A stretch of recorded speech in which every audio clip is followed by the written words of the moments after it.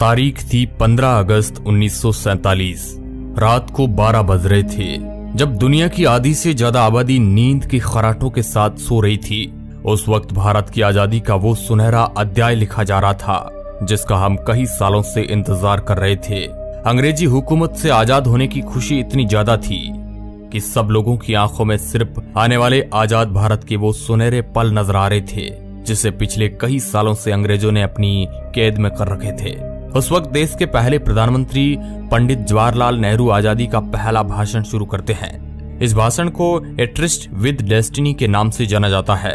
उनके स्पीच की शुरुआत इन लाइनों से शुरू होती है, हमने नियति को मिलने का एक वचन दिया था और अब समय आ गया है कि हम अपने वचन को निभाए। पूरी तरह ना सही लेकिन बहुत हद तक। आज रात 12 बजे जब सारी दुनिया सो रही होगी, भारत जीवन और स्वतंत्रता की नई सुबह के साथ उठेगा। आखिरकार अंग्रेजी जकड़न की वो काली रात खत्म हुई और सूरज की पहली किरण के साथ आजादी की वह सुनहरी सुबह हुई। लेकिन ये कोई आम सुबह नहीं थी, बल्कि इस आजादी की सुनहरी सुबह को पाने के लिए कई वीरों ने अपने प्राणों का बलिदान दे दिया। लेकिन जितनी खुशी हमें आजादी की हो रही थी, तो दूसरी तरफ एक ऐसी दर्द भरी दास्तां हमारी चौखट पर दस्तक दे चुकी थी। वह थी भारत और पाकिस्तान के बंटवारे की वो लकीर। उस लकीर ने भारत और पाकिस्तान को दो अलग अलग भागों में बांट दिया और यह एक ऐसी लकीर थी जिसका खामियाजा हजारों लोगों ने अपनी जान देकर चुकाया और करोड़ों लोग अपने बसे बसाए घर को छोड़ने के लिए मजबूर हो गए। कुछ महीने पहले जो देशवासी आपस में भाई की तरह मिलकर अंग्रेजी हुकूमत से लड़ रहे थे, वह बंटवारे की लकीर की वजह से एक दूसरे के खूनी दुश्मन बन चुके थे। बंटवारे के इस विस्थापन में इंसानियत पूरी तरह खत्म हो गई। 15 अगस्त 1947 से 9 दिन पहले 60 मुसलमानों का कत्ल अमृतसर में कर दिया गया। इसके ठीक 2 दिन बाद यानी 6 अगस्त 1947 को 74 सिखों का कत्ल लुधियाना फिरोजपुर रोड जलालाबाद के पास कर दिया गया। साल 1947 के अगस्त महीने के पहले सप्ताह के भीतर ही खून खराबे से अमृतसर की जमीन लाल रंग ले चुकी थी। हर रोज तकरीबन 100 से अधिक लोग अपनी जान गंवाकर बंटवारे की कीमत चुका रहे थे। उस दर्द भरी दास्तान को आज देखा तो नहीं जा सकता है, लेकिन उस पल को महसूस जरूर किया जा सकता है। आजादी से 48 घंटे पहले यानी 13 अगस्त 1947 को लाहौर से अमृतसर के लिए एक ट्रेन रवाना होती है। लाहौर के मुगलपुरा स्टेशन से चली इस ट्रेन में अमृतसर एक भी जिंदा इंसान नहीं पहुंचा। 43 हिंदू सिखों को ट्रेन पकड़ने से पहले ही मौत के घाट उतार दिया गया। जब पंजाब बंटवारे की आग की लपटों में जल रहा था, उस वक्त दिल्ली रेलवे स्टेशन से पाकिस्तान स्पेशल ट्रेन पाकिस्तान के लिए रवाना होती है, जिसमें पाकिस्तान जाने वाले सरकारी अफसर, कर्मचारी और उनके परिवार मौजूद थे।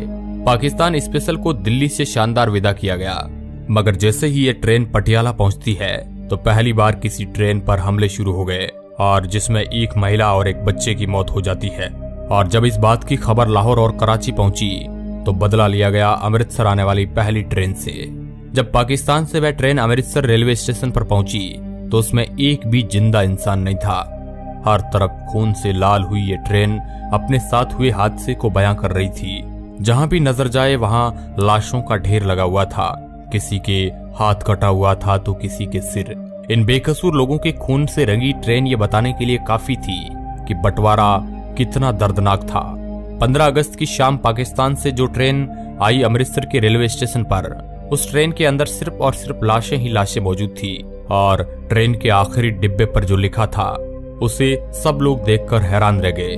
उस ट्रेन के आखिरी डिब्बे पर एक पर्चा छिपा था जिस पर लिखा था, पटेल और नेहरू के लिए आजादी का ये तोहफा है। इसके बाद दोनों तरफ से आने वाली ट्रेनों में लोगों को मारा जाने लगा, जिसमें कई बेकसूर लोग बलि चढ़ गए। हजारों लोगों को रातों रात अपना घर बार छोड़कर भारत की ओर पलायन करना पड़ा, जबकि भारत से भी कई हजारों लोगों को यहाँ से अपना घर बार छोड़कर पाकिस्तान की तरफ जाना पड़ा। कई बहन बेटियों की इज्जत लूट ली गई। सरहदों को आपस में जोड़ने वाली रेलगाड़ियां हजारों लोगों के लिए जिंदा ताबूत बन गई। ये बंटवारा इंसानी इतिहास का बहुत ही काला अध्याय माना जाता है, जिसके बारे में आज भी सुनते हैं तो शरीर में एक अलग प्रकार की सिहरन पैदा हो जाती है। भारत और पाकिस्तान का बंटवारा करने में मोहम्मद अली जिन्ना का सबसे बड़ा रोल था। अगर मोहम्मद अली जिन्ना राजनीति में नहीं होते तो शायद कोई समझौता हो जाता और आज का पाकिस्तान नहीं होता। मोहम्मद अली जिन्ना भारत के पहले प्रधानमंत्री बनना चाहते थे। फिर जिन्ना को यह लगा कि मैं पूरे भारत का प्रधानमंत्री तो नहीं बन सकता हूँ, लेकिन पाकिस्तान का जरूर। और फिर वही कुछ ऐसा ही हुआ। 3 जून 1947 ये वही तारीख है जिस दिन भारत को आजाद करने की तारीख को तय किया गया और मोहम्मद अली जिन्ना के पाकिस्तान को अलग करने की भी जिद पूरी हो गई। इस दिन 15 अगस्त 1947 तारीख को तय किया था। दिन बचे थे 73। इन 73 दिनों में जमीन का बंटवारा, लोगों का बंटवारा, भारत में जमा रुपयों का बंटवारा, इसके साथ ही रिजर्व बैंक के खजाने में पड़ी सोने की ईंटें, सब कुछ बांट देना था, जो कि इतना भी आसान नहीं था। बंटवारे का यह काम 2 अनुभवी अधिकारियों के हवाले किया गया। इनका नाम था HM पटेल और दूसरे थे चौधरी मोहम्मद अली। ये दोनों लोग बंटवारे में महत्वपूर्ण भूमिका अदा कर रहे थे। इनके नीचे भी कई छोटे मोटे अधिकारी काम कर रहे थे, जो अलग अलग एरिया से रिपोर्ट बनाकर इनके पास भेज रहे थे। इन्हीं रिपोर्ट के आधार पर ये दोनों अधिकारी बंटवारे की सिफारिश तैयार करते थे, जिन्हें आगे विभाजन परिषद के पास भेजा जाता था, जिसके अध्यक्ष थे खुद लॉर्ड माउंटबेटन। पैसों का बंटवारा कुछ इस तरह हुआ कि भारत की बैंकों में पड़ा पैसा, अंग्रेजों से मिलने वाले पैसे में से 17.5% हिस्सा पाकिस्तान को दिया जाएगा और इसके बदले पाकिस्तान भारत के ऋण का 17.5% हिस्सा चुकाएगा। इसके अलावा भारत के सरकारी दफ्तरों में पड़ी चल संपत्ति का 80% हिस्सा भारत के लिए और 20% हिस्सा पाकिस्तान के लिए तय किया गया। फिर इन दफ्तरों में पड़ी हर उस चीज का बंटवारा किया गया। मेज, कुर्सियां और टाइपराइटर तक की गिनती करके भारत पाकिस्तान में बांट दिया गया। इन सब चीजों को आपस में बांटने के लिए कई जगह लड़ाई तक हुई। इसके अलावा भारत की लाइब्रेरी में पड़ी पुस्तकों को लेकर भी इन दो मुल्कों के बीच पेच फंस गया। एनसाइक्लोपीडिया ब्रिटानिका को इस तरह भारत और पाकिस्तान में बांटा गया कि पहला खंड भारत को दिया गया, फिर दूसरा खंड पाकिस्तान को। इस तरह आपस में बांटा गया। यहाँ तक कि लाइब्रेरी में पड़े शब्दकोश भी आधा आधा फाड़कर भारत पाकिस्तान में बांट दिया गया। एक एक करके सभी चीजों को भारत और पाकिस्तान में बांट दिया गया, लेकिन भारत के गुप्तचर विभाग को पाकिस्तान के साथ साझा नहीं किया गया।